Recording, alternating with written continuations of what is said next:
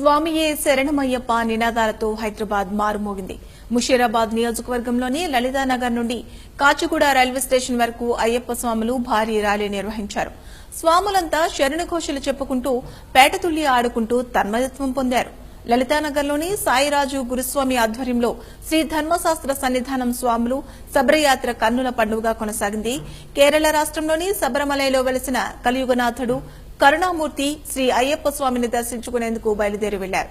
41 రోజుల పాటు కఠోరమైన మండల దీక్ష చేసిన స్వాములు ఇరుముడిని కట్టుకుని శబరీశుడి దర్శనానికి వెళ్లారు. దీక్షాదారులతో పాటు సాధారణ భక్తులు పెద్ద ఎత్తున ఈ ర్యాలీలో పాల్గొన్నారు.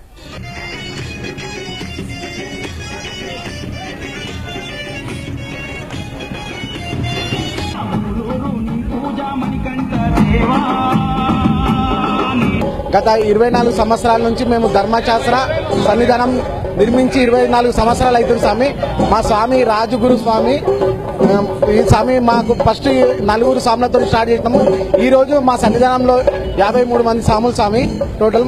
మేము ఎప్పుడు జర్నీ చేసినా కానీ 100 మంది పైగానే మా ధర్మశాస్త్ర సన్నిధానం ప్రతి ఏటా మేము ఇదే ఊరేగింపుతో సంబరాలతో జరుపుకుంటాం. ఇక్కడ నుంచి మా సన్నిధానం నుంచి కాచిగూడ రైల్వే స్టేషన్ దాకా పాదయాత్ర జరుపుకుంటాం స్వామి. ఎవ్రీ ఇయర్ ఇట్లా కొనసాగాలని కోరుతున్నాం స్వామి. మాకు ఇది ఫస్ట్ టైం నేను ఈ పాదయాత్రలో పాల్గొనడము. ఎవ్రీ ఇయర్ నేను ఉప్పల్లో ఉంటాను. ఈ ఇయర్ నేను ఇక్కడికి వచ్చాను. ఇది చాలా ఆనందకరంగా ఉన్నది. ఈ అయ్యప్ప సోదరికి చాలా కృతజ్ఞత స్వామి.